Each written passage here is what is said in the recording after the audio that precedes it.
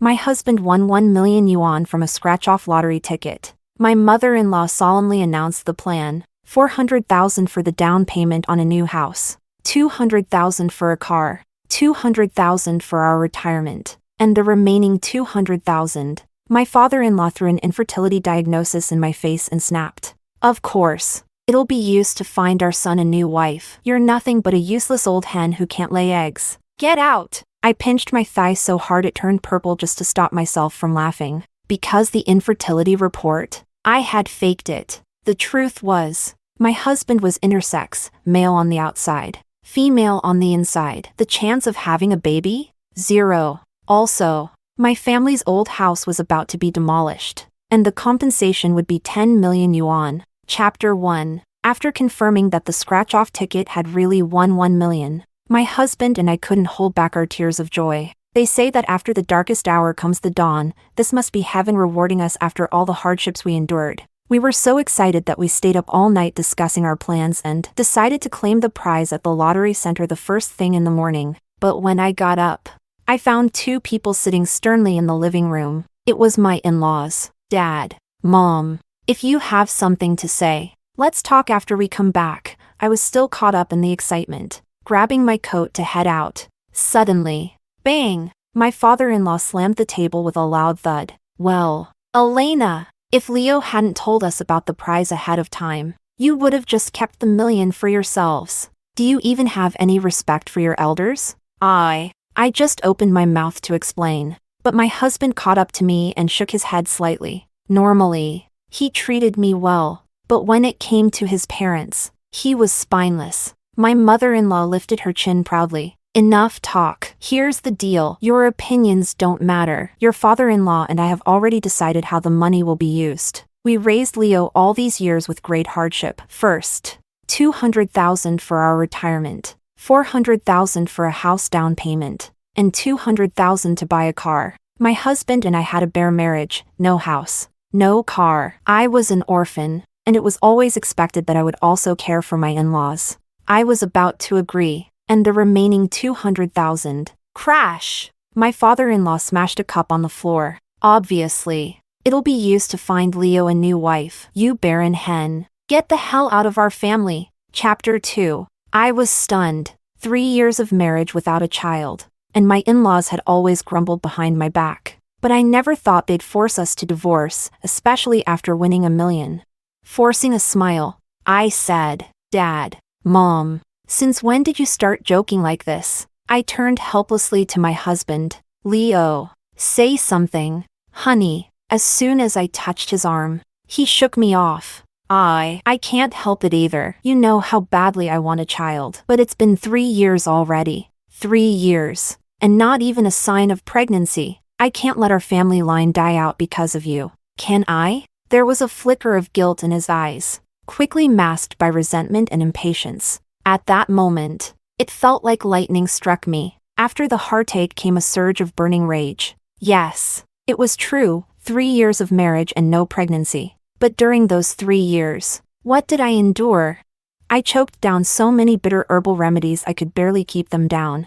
I quit my job just to focus on fertility treatments. Leo, you bastard. Before I could finish, he suddenly pulled out a piece of paper and slapped it against my face. Enough. Have some shame. The sharp edge of the paper scraped my skin, burning painfully. I took a closer look. It was an infertility diagnosis, with my name on it. Leo roared. Elena, how could you be so vicious? You can't even live your own life properly and still want to drag others down with you? If I hadn't found out the truth, you'd have ruined my whole life. Considering we've been married 3 years, I won't even ask you for emotional damages. But the divorce? That's non-negotiable. Shock, disappointment, heartbreak. Eventually, all I could feel was absurdity. Absurdity so ridiculous, it almost made me laugh. Because that report?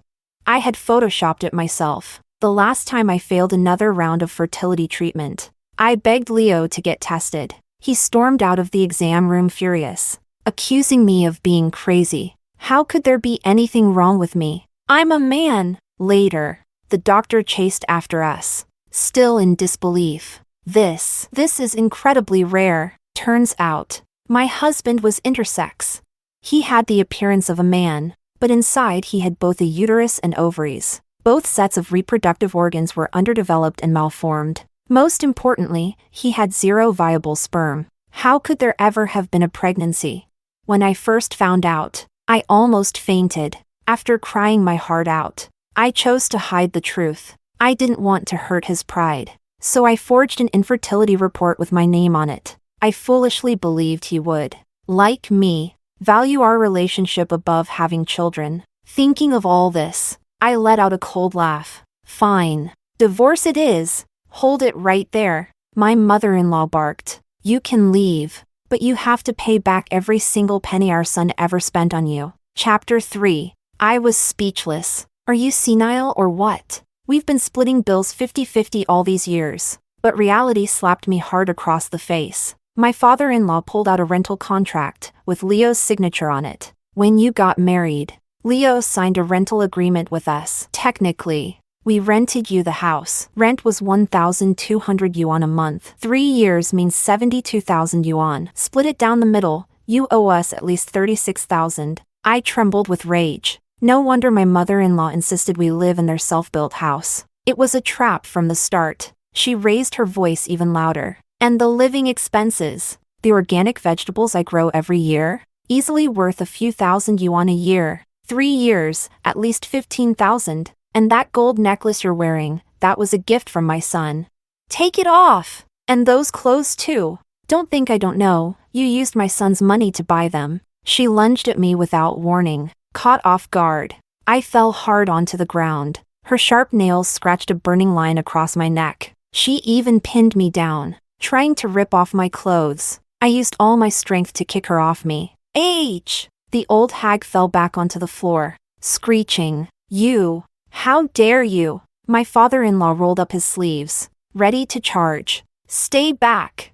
I grabbed a fruit knife from the coffee table and pointed it at them. You want to talk money? Fine. Let's settle accounts properly. I bought the fridge. I paid for the table. I funded the renovations. Even your new hip replacement surgery, who paid for that? Huh? Me. So how about you start paying me back? I charged toward my father-in-law with the knife. Leo rushed over to shield him, his face turning from pale to green. Elena, have you gone insane? If he had kept his mouth shut, maybe I could have calmed down. But now, rage surged through me like wildfire. You want everything fair and square? Fine. Let's be thorough about it. I grabbed Leo by the ear and dragged him toward the kitchen, holding the knife. The 2 old farts didn't dare move. Drink it! I shoved a bowl of still-warm herbal tonic into his mouth. It reeked of animal feces and rotting corpses. Cough, ugh. I let go, and Leo collapsed, vomiting violently. Then I grabbed a hammer and went wild, smashing walls, furniture, everything. The 2 old idiots screamed like crazy. She's going to kill us. Help! Call the police! Quick! Call the police! Chapter 4. The police arrived quickly, before I could wreak more havoc. I was hauled away. At the police station, my mother-in-law sobbed hysterically. Officer! Officer! This woman tried to kill us. You have to arrest her. Lock her up. I crossed my arms calmly. What family doesn't have a few fights? It's just a domestic dispute. And besides, I have a rental contract. The house's interior decorations? All mine. I was smashing my own stuff. What's it got to do with anyone else? You. The officer turned to Leo with a serious expression. What's really going on here? Leo, teary-eyed, put on a pathetic act. Officer, my life is so miserable. This woman, not only can she not have kids, she's dragging me down too. I just wanted a divorce, but she threatened to butcher my entire family. Please, you have to help us. I laughed from sheer anger. Wow, what a shameless liar. I sneered. Who said I didn't agree to the divorce? I told you, we split everything 50-50ths. Give me 500,000 yuan, and I'll sign the papers right now. In your dreams, that lottery ticket was bought with my money. That money belongs to me. My father-in-law screamed and lunged at me, grabbing my collar. He was so used to being a tyrant at home that during the scuffle, he even struck a police officer. causing chaos at the station. He was immediately detained for assaulting an officer. As for me, since it was just a domestic dispute, the officers simply gave me a stern lecture and let me go. The moment I got home, my mother-in-law threw all my belongings out into the yard, spitting on them viciously. "You jinx! Listen to me, whether you like it or not. You're getting divorced today. Why don't you take a look at yourself in a mirror? You filthy orphan? Your dead parents left you nothing but a shack in some godforsaken mountain village. And you still think you're good enough for my son? Pa." Leo also warned me coldly. "I suggest you don't get any funny ideas. I already spoke to a lawyer. I bought that scratch-off ticket with cash. There's no way to prove it was purchased with joint marital property. And the lottery ticket isn't registered to anyone by name. I've already handed it over to my parents. Forget $1 million, you won't even get a single penny. See you at the Civil Affairs office next Monday. If you don't show up, don't blame me for taking things further." The mother and son shoved me out of the house and slammed the door shut. Heavy rain poured from the sky. I stood there, soaked to the skin, fists clenched tight. They thought this was enough to defeat me? They couldn't be more wrong. Everything that belonged to me, I wouldn't let a single cent go.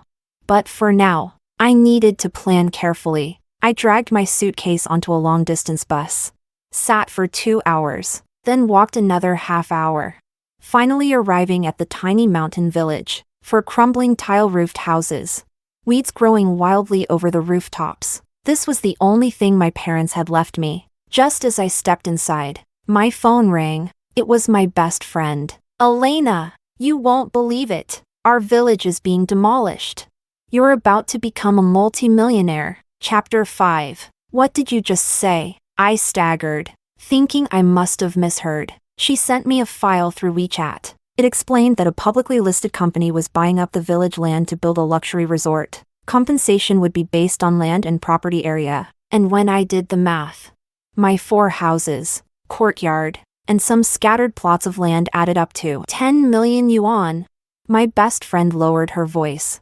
"The official notice will be announced in a few days. But trust me, it's legit. The money will be transferred soon. We're finally going to hit it big overnight." After the initial shock, an overwhelming wave of joy surged through me. My hands trembled so much I could barely hold my phone. I checked and rechecked the documents, over and over, until I was sure I hadn't misread it. All the pain, all the humiliation, disappeared in an instant. Screw Leo. With 10 million yuan in my pocket, what the hell do I need a man for? That night, I met up with my best friend to celebrate. At the bar, under the dim flashing lights, a young male dancer's abs glistened on stage. We raised our glasses and drank like there was no tomorrow. In between hiccups, my best friend cursed out Leo's entire bloodline. That damn bastard. May he never afford more than 4 dishes for the rest of his miserable life. Then she suddenly gasped, pinching me hard. "Shit! Look!" I turned my head, and there he was, Leo, making out passionately with a long-haired college girl. Her belly slightly rounded. There was no mistaking that disgusting face. No one but Leo. Well, so he had been cheating all along, and judging by the bump, he probably thought the kid was his too. I couldn't wait to see his face when he found out. An intersex person like him could never father a child. But actually, he had just handed me a perfect opportunity. Chapter 6. I leaned close to my best friend's ear and whispered something. She gave me an okay hand gesture. Then, I strode forward. Smack! A slap landed hard on Leo's left cheek. Still furious, I swung my hand again. Smack! Right across his right cheek. At that exact moment, the music in the bar suddenly cut off. "You bastard! Cheating on me behind my back and knocking up your little side chick? You two deserve to die together," I screamed at the top of my lungs. Dozens of people turned to stare. Someone even started recording on their phone. Leo looked completely dazed. "You," he reacted quickly, grabbing me and dragging me into a private booth, shielding the woman behind him. Standing there, guilty yet still arrogant, he snapped, "Yeah, so what if I cheated? Listen up, she's pregnant with my son. Touch her, and I swear I won't show you any mercy." Heh, keep dreaming. Whose child that really was, that was another story. You seem a little confused. Splash! I grabbed a bottle of water from the table and poured it right over his head. You crazy bitch! He wiped at his dripping face, looking just like a drenched stray dog. Now, it's actually you who should be begging me to show mercy. I smiled sweetly, because if this little scandal gets out, not only will you lose your job. I turned my gaze to the trembling girl behind him, but your little sweetheart here will also get eaten alive by online trolls. And if she gets too stressed and ends up miscarrying, Leo was a government worker. If a cheating scandal exploded, he'd be immediately dismissed. He might be shameless, but he wasn't stupid. He knew the difference between momentary pleasure and losing his iron rice bowl for good. You, Leo's eyes turned bloodshot with rage. Elena, are you crazy? Can't we just part ways peacefully? Of course we can. I shrugged. 400,000 yuan. I leaned in, lowering my voice. I already recorded your steamy little makeout session. Everyone in the bar saw it. If you don't cooperate, I'll just upload the video.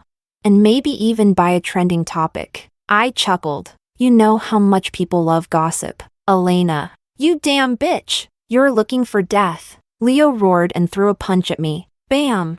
The door flew open, and my best friend kicked it down. Behind her stood a line of towering bodyguards, all around 6 feet tall. You lay a single finger on her, and we'll show you what real pain feels like. Sorry, but when you have money, you really can do whatever you want. Chapter 7. Of course, Leo was reluctant. Right in front of him, I contacted a gossip media account. Hey, I heard trending topics are just a matter of money. Wait! He gritted his teeth, clearly torn. I need to discuss it with my parents first. Typical mommy's boy behavior. I wasn't surprised at all. Even through the phone, I could hear his mother's shrill screeching, as if she wanted to leap through the screen and tear me to pieces. Leo hesitated and muttered, if something happens to Sabrina or the baby, ugh, knock on wood. Anyway, I have no choice. Fine. At least we're still getting an extra 100,000 more than her. He had no choice but to agree. The condition? He demanded we both sign a confidentiality agreement. I agreed without hesitation. Later, I showed up at the lottery center with 2 bodyguards, following Leo to cash in the ticket. 1 million yuan. After taxes, 800,000 yuan. Split evenly, 400,000 yuan each. Leo completely broke down on the spot. You tricked me. I rolled my eyes. Blame yourself for being illiterate. Seriously. Maybe try reading a book sometime. Leo looked like he was about to grind his teeth into dust. Whatever. No more bullshit. We can finally get divorced. Right? Of course. I smiled sweetly. Don't worry if anyone asks. I'll say it was a mutual decision and we fell out of love. As for the little scandal at the bar tonight, it'll stay buried at the Civil Affairs Bureau. We successfully filed for a 30-day cooling-off period. On the way back, my best friend huffed angrily. Letting that scumbag off so easily feels wrong. Shouldn't we destroy him properly? A wicked glint flashed in my eyes. Destroy him? Oh, don't worry. The real fun is just getting started. This show had only just begun. Chapter 8. The 400,000 yuan was just enough for a down payment. I heard from the neighbors that Leo's family spent the whole night arguing. The old man and woman were so furious they nearly passed out. They even had to call an ambulance. They almost died. TCH. What a pity. The next morning, bright and early, they still showed up at the sales office. I answered a call. Sis. Targets in position. Good. I just transferred the deposit. Perfect. That's right, everything was already arranged. I was about to stage a show. A show enough to drag Leo straight to hell. As soon as Leo stepped out of the car, he spotted a familiar face in the sales hall. Wait, is that Bruno? Holy shit! Was this guy, dripping in gold and designer brands, really the same Bruno who used to scavenge leftover cafeteria food back in the day? Leo cautiously approached. To his shock, Bruno readily admitted it was him.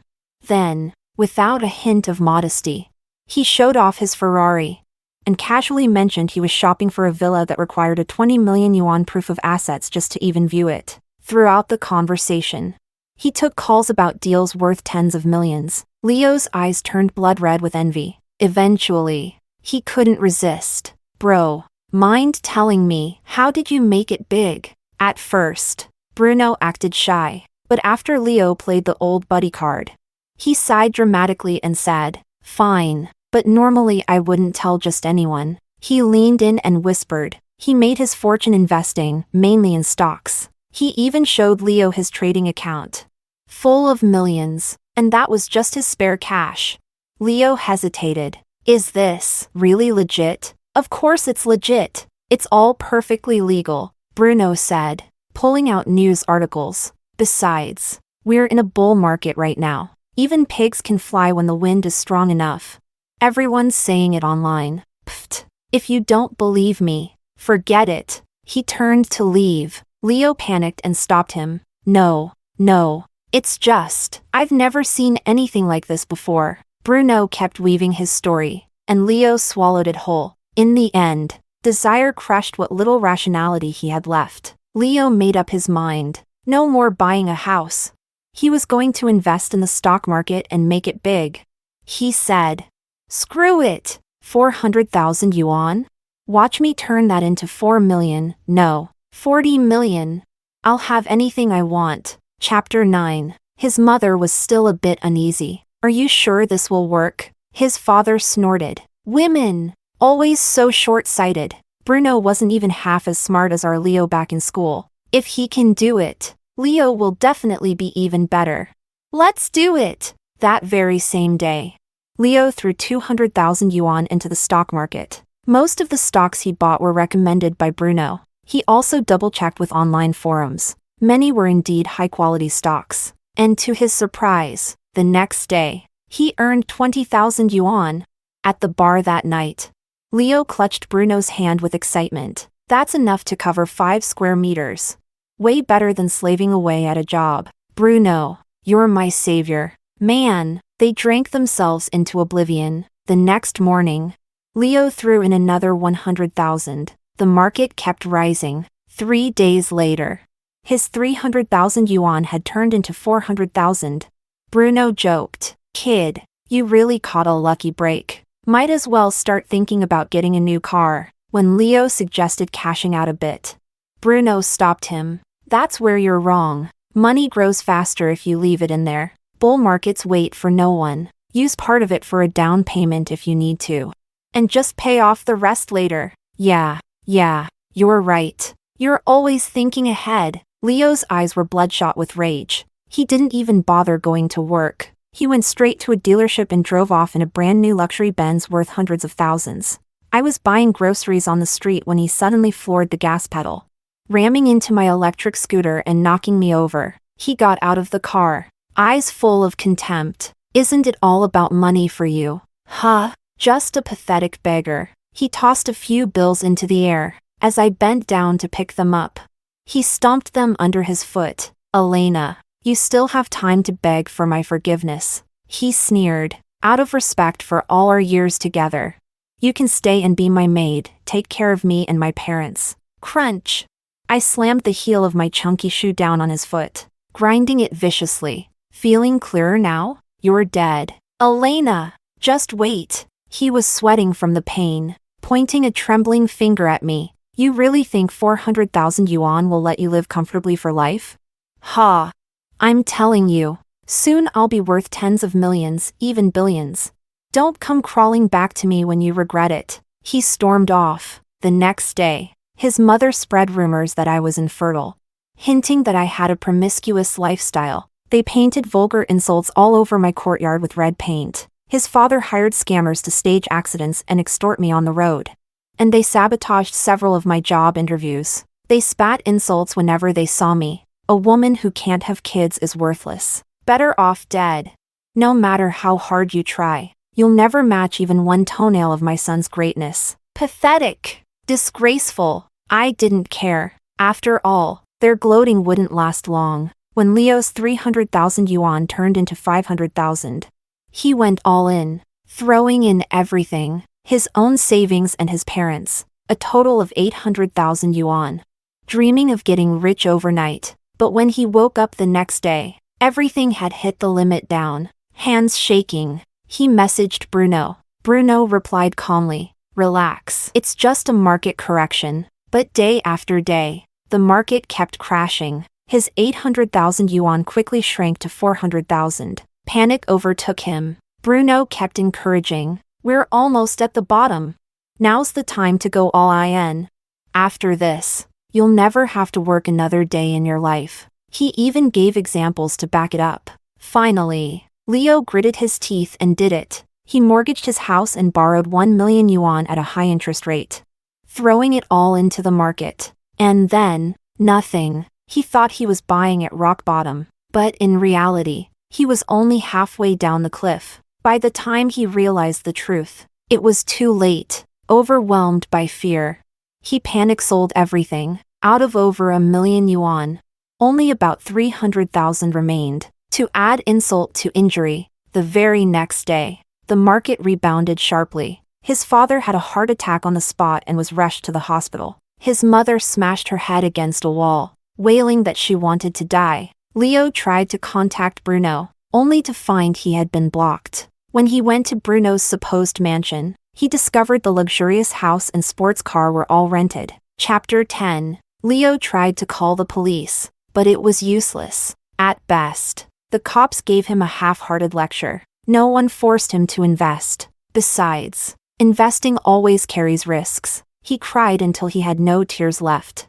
Yet he still had to stay at the hospital to care for his parents. Meanwhile, the loan sharks came knocking. "Please, just give me a few more days," he begged. "Fuck you." One punch sent him flying, blood gushing from his nose. "If you can't pay, hand over the house." Before leaving, they even snatched the last 300,000 yuan from his hands, calling it interest. Just like that, Leo, once a lucky lottery winner, was now a broke, penniless loser. His father, having just undergone surgery, was still weak. They had no choice but to move into a dingy motel in town. The freezing wind seeped through the cracks. That very night, his father had a stroke, his mouth twisted, his eyes slanted, unable to speak, and was rushed back to the hospital. After just a few days, his mother caught pneumonia and almost ended up in the ICU. When I heard the news, I was sipping tea with my best friend. I couldn't help but laugh. "Karma," I said, smiling sweetly. My best friend's eyes gleamed mischievously. "Hey, you guys aren't officially divorced yet. What if they try to stick you with his debts?" I shook my head. "Impossible. Marital debt has to be tied to shared living expenses." I had airtight evidence separating myself completely from Leo's mess. I thought everything between us was finally over. But a few days before the end of our cooling-off period, something unexpected happened. Chapter 11. The announcement date for the village demolition compensation was suddenly moved up. In an instant, everyone in the surrounding towns heard the news, including Leo. That day, I had just stepped out the door when Leo ambushed me. After half a month, he looked like he had aged 10 years. Gaunt, hollow-eyed, and desperate. Thud. He dropped to his knees in front of me. "Wife, I was wrong. It's all my fault." He slapped himself across the face, sobbing and crawling toward me. "Wife, you have to believe me. It was all my parents' fault. The reason I got involved with Sabrina was because after she gave birth, I planned to adopt the child for us, so you wouldn't be alone in your old age. Everything I did was for you." Do I look like I'm mentally challenged? "So what?" I asked coldly. Leo wiped his nose, begging pathetically, "Wife, let's get back together, okay? You can hit me, yell at me, whatever you want. Just don't leave me. I swear, I'd rather die than divorce you." "Oh," I said, "then go die." I slammed the door and went back inside. Before long, a torrential downpour started outside. Leo knelt in the rain, struggling for a while, but ultimately chose to stay kneeling. He knelt there for a whole day and night, just like that. He missed the deadline for the cooling-off period. 1 million yuan was at stake. Even a fool would know. He wouldn't give up easily. as I was considering how best to handle him. My private investigator sent over a video. Inside a dimly lit KTV room, the girl, Sabrina, was lying in the arms of a man with dyed yellow hair, rubbing her swollen belly as she giggled. That stupid green-haired turtle sure got lucky. He just won 1,000,000 yuan. And now his ex-wife's family land is getting demolished for a cool 10 million. Once we scam the money out of him, the three of us can disappear forever. The man grunted. But they're divorced. How's he supposed to get her money? Sabrina shushed him. Don't be dumb. Haven't you heard of killing your wife for insurance money?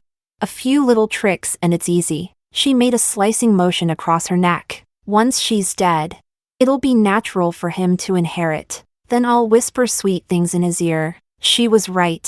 Dead women cause no problems. Since he was so dangerous, of course I had to keep him nearby, to monitor him at all times. Otherwise, you never know when an accident might happen. Leo, meanwhile, soaked in the rain for 2 full days. He collapsed multiple times but still struggled to get back up. Villagers passing by clicked their tongues in sympathy. Sigh. What a tragedy to have a barren wife. I don't think Leo is just after money. How could he let his family line end like that? Exactly. That woman is heartless. Throwing him away for money. Everyone makes mistakes. If a man kneeled like that for me, I wouldn't just forgive him. I'd let him take a second wife if it meant having a child. See? This world always sides with men. I stepped outside to throw out the trash. In a flash, Leo, like a dying flame flaring up one last time, charged into the house. He grabbed a knife and pointed it at his own chest. Sobbing in agony, he growled, "Elena, why won't you believe me? Do I have to carve out my heart for you to see?" My pupils trembled. A flicker of fear crossed my face. I was faking it. I sneered. "Go ahead then, cut it out." Leo froze, staggered by my ruthlessness. "Fine," he muttered, broken-hearted. "If dying proves my love for you, then so be it." He pressed the knife against his chest. But before it could even pierce the skin, his hand trembled and, clang! The knife fell to the ground. Me, oars. Seriously? Was he starring in some tragic romance drama? Since he'd come this far, it would be rude not to see it through. Arg! Gritting his teeth, he stabbed the blade into his thigh. Blood soaked his pants instantly. The next second, his eyes rolled back and he passed out cold. When he woke up, he was lying on a hospital bed. Beside him, I wept uncontrollably. How could you actually do it? You idiot! If you die, what am I supposed to do? I pummeled him with punches, hitting him with all my strength. God, it felt amazing. Too bad I couldn't beat him to death right then and there. Between sobs, I wailed dramatically, "I love you, darling." All those things I said, they were just angry words. You idiot. I forgave you already. Please don't leave me. Tears streamed down my face, thanks to a whole bottle of expensive eye drops. Sigh. What a waste. Honestly. Who knows when this bastard would finally die. Chapter 12. Honey, honey. We threw ourselves into each other's arms, sobbing dramatically. In the end, we decided, no divorce. We would start over and live a good life together. Leo even took me to see his decrepit parents. One had just had a heart stent installed. Shuffling along unsteadily, the other was wearing an oxygen mask. Struggling for every breath, Leo kept giving them desperate looks. The old man, leaning on his cane, trembled as he tried to peel an apple for me. His hand slipped, and blood spurted everywhere. You could almost see the bone. Blood, blood. The monitors started beeping like crazy. The old woman ripped off her oxygen mask, gasping, It's all Mom's fault." Her eyes rolled back, and she almost passed out again. The nurse rushed to reattach her oxygen mask. The whole scene was pure chaos. Meanwhile, Leo ignored everything, holding my hand tenderly. "Wife, it's so wonderful that you've forgiven me, but we still have to talk about the child." I looked at him with deep, soulful eyes, clutching his hand tightly. "I've thought it through. We'll do it your way. Adopt the baby. Your child will be my child." You only ever meant well. I understand that now. Obviously, that baby needs to be born. The real drama was just getting started. After that, we moved into a new rental house. Late at night, after I pretended to fall asleep, Leo sneaked into the study. He wasn't careful enough, and the next morning, I found a horrifying search on his browser history. How to kill someone without leaving any trace. Step 1, act normal. And so, Leo transformed into the perfect husband. He went to work during the day, took care of me at night, even squeezed in time to cook for me every day. If I didn't already know he was drugging my food, I might have actually been touched. I have a very sensitive nose. The moment something unusual is added, I can always smell it. So when he went back to the kitchen to get more dishes, I switched our bowls of rice. That night, he insisted on celebrating his promotion with a few drinks. Half a bottle of red wine later, half an hour passed, and he started getting dizzy. His chest tight, his breathing labored. My soul practically vibrated with excitement. Was he finally going to die? But somehow, he crawled over to his phone and called an ambulance. Wife, help me! At the hospital, after they pumped his stomach, they discovered he'd had an allergic reaction because he had taken antibiotics. My heart ached terribly. Honey, you silly thing. How could you forget you took medication? Promise me you'll never scare me like that again, okay? Of course I was heartbroken. A whole bottle of eye drops isn't cheap. Sigh. So disappointing. Seriously. When was this bastard finally going to die? They say mixing antibiotics and alcohol can kill you instantly. Yet here he was. Not even a hint of liver damage. Next time, I needed a much higher dose. His second attempt? He decided to electrocute me. Thankfully, I had secretly installed a hidden camera and discovered he had tampered with the wiring. Late at night, lying in bed, the moment came. Leo hesitated, then said, Wife, it's time for bed. Aren't you going to turn off the lights? I'm very particular. I can't sleep unless it's pitch dark. I casually flipped through a nutrition book inside. Honey, if you're tired, go ahead and sleep. I want to read a bit more. Tomorrow I need to bring some nutritious meals for your parents. Leo was grinding his teeth into dust. But my excuse was flawless. There was nothing he could do. I forced myself to stay up all night. Around dawn, he finally passed out from exhaustion. When I got up to use the bathroom, I habitually switched off the light without thinking. The scene that followed was so shocking that it took me a moment to react. Leo was already lying on the floor, his legs twitching uncontrollably, unconscious. I poked him with a stick. Honey? No response. Awesome. I was just about to call the funeral home, when suddenly, a pair of scorched, blackened hands grabbed my leg. Ah, zombie! I whacked him on the head with the stick. It's me, wife. I threw the stick down in frustration. Damn it! Why won't he just die already? Such bad luck. Chapter 13. Leo probably felt the same way. Late at night, I overheard him whispering on the phone with his mother. Who knew she's this tough? But don't worry, Mom. Tomorrow I'm taking her hiking. There's this cliff thousands of meters high. Once she falls, even God won't be able to save her. That night, I posted a scenic hiking guide on social media, recommending all the best photo spots. The next day, not only were the cliffs packed, even the hidden trails were crawling with selfie takers. Leo's face turned green with anger, but he had to force a smile. No worries, wife. The mountain's huge. I'll find a quiet spot where we can enjoy our alone time. He ran off like a man on a mission, desperate to kill me before it got too crowded. Honestly, I kind of admired his persistence. Too bad. He forgot one tiny detail. He had no sense of direction. More importantly, I had secretly stolen his compass. He wandered into a restricted area, where wild boars roamed. By nightfall, he still hadn't returned. I deliberately waited a few more hours, then rushed to the tourist center, pinching my thigh hard to make my tears look real, sobbing hysterically. Help! My husband's missing. The police were called. Search and rescue mobilized. Everything went perfectly. Eventually, they found him at the bottom of a cliff. Apparently, he had fallen while trying to escape a charging wild boar. Multiple fractures all over his body. And yet, somehow, he still wasn't dead. Honey, oh my God. Honey, you scared me to death. Honey, if you die, I won't live either. Obviously, I had to help him along. So, ignoring the crowd's attempts to stop me, I rushed forward and threw myself onto the stretcher where he lay, hugging him so tightly, as tight as humanly possible. With the second impact, one of Leo's ribs punctured his lung. Pfft.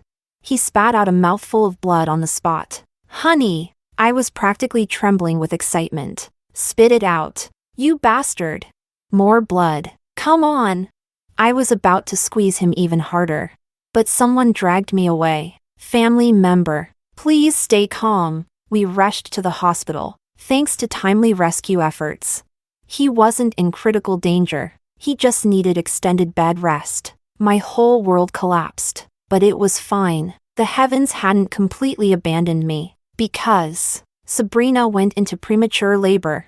In order to make sure the old geezers could see their grandson the moment he was born, I borrowed 2 wheelchairs and pushed both the decrepit old woman and the half-dead old man to the maternity ward doors. I even went the extra mile, calling most of Leo's extended family from their hometown to come over. I said it was because the relatives who once looked down on them deserved a slap in the face, and I wanted to secure my place as the honorable great-grandmother right in front of everyone. Premature labor plus difficult labor. After several agonizing hours, the baby was finally born. The moment the nurse announced it was a boy, the old woman collapsed to her knees. Thank you, Bodhisattva. Thank you. The old man teared up with joy. Our family line is saved. The nurse, looking a bit anxious, said, the baby was born premature. His blood production function is underdeveloped. He's severely anemic and urgently needs a blood transfusion. Please pay the fees and complete the paperwork. This was my moment. I feigned concern and casually asked, what's the baby's blood type? AB type. The nurse replied. Upon hearing that, I couldn't hold myself upright anymore. I collapsed onto the floor, face pale as a ghost. Tears streamed down my face like broken beads. Leo is blood type A. Sabrina is blood type A. It's impossible for them to have a baby with AB blood type. There's only one explanation. What? All the relatives gasped, staring at me. I looked utterly devastated. The baby isn't my husband's child. What? For a moment, there was stunned silence, and then chaos erupted. Relatives buzzed around, some trying to comfort me, most just eager for juicy gossip. Elena, you can't joke about something like this. Yeah, you sure you didn't make a mistake? No mistake. I shook my head vigorously, then pulled out Leo's medical report from my bag. And, in a voice loud enough for everyone in the building to hear, I declared, because my husband is an intersex person, he has both a uterus and ovaries. Technically, he can't father a child. I kept believing it was some kind of miracle, but it turns out, we've all been tricked. There it was, clear as day. Black and white proof. Just then, Leo was wheeled out of his hospital room by the nurses. Chapter 14. Impossible. Absolutely impossible. Leo completely broke down. How could I be intersex? I want another test. I demand a retest. The results, of course, were exactly the same as the first time. The doctor even emphasized, your organs may appear normal, but medically speaking, they are malformed. That's also why your performance, both in terms of time and firmness, is less than ideal. In your condition, it is biologically impossible for your partner to conceive. The light in Leo's eyes completely died out. With all the relatives present, there was no way to cover it up anymore. Damn, this is better than a drama series. Ha ha ha. Cousin, no. Should we call you cousin sister now? Acted so high and mighty before. And guess what? I heard he lost over $1 million yuan gambling on stocks too. LOL. I already uploaded this to TikTok. Thousands of likes already. Mom, I'm going viral. Every mocking word was like a dagger stabbing into Leo. He said nothing. Utterly broken, after being wheeled back to his hospital room, he grabbed a fruit knife and swung it violently at his own lower body, sobbing and howling. What's the point of having this thing? Let me die. Let me die. The scene was so bloody. I couldn't even look directly at it. Leo went completely insane. The medical staff tried to stop him, but he lashed out wildly with the knife, threatening anyone who approached. In the chaos, he missed the window for emergency treatment. His equipment couldn't be reattached anymore. The old woman rushed over, desperately pleading with the doctors. It's okay. He still has other parts, right? He can just live as a woman. Can't we give him hormone therapy? Grow his uterus and ovaries, so he can still bear children. We can't let him die. Our family needs descendants. Those words became the final straw that broke the camel's back. Leo's eyes bulged with rage. With a heart-wrenching scream, he roared, "You still want a grandson? I'll make damn sure your family line ends here and now." And yes, Leo died. The main cause. In his frenzy, he accidentally severed his femoral artery. He bled out before anyone could save him. Upon hearing the news, the old man collapsed instantly, rushed back into emergency care. He survived, but lost all motor function permanently, bound to a wheelchair for the rest of his life. Epilogue. 3 months later, my old house was finally demolished. 10 million yuan hit my account. I bought a cozy 2-bedroom apartment downtown. Small, but complete. It had everything I needed. I gave up the idea of finding another job. Instead, I embraced a life of total relaxation. Sometimes, while strolling through the city, I'd bump into the old crone. She was skin and bones, hunched over, scavenging cardboard from garbage bins. A pitiful mess. Though Leo's death wiped out the debts, the old man's monthly medical expenses were no small burden. She was in for a hard life ahead. As for that child, abandonment is a crime. There was no choice but to pity him, stuck with 2 utterly irresponsible parents. As for everyone else, well, let's just say, karma never forgets.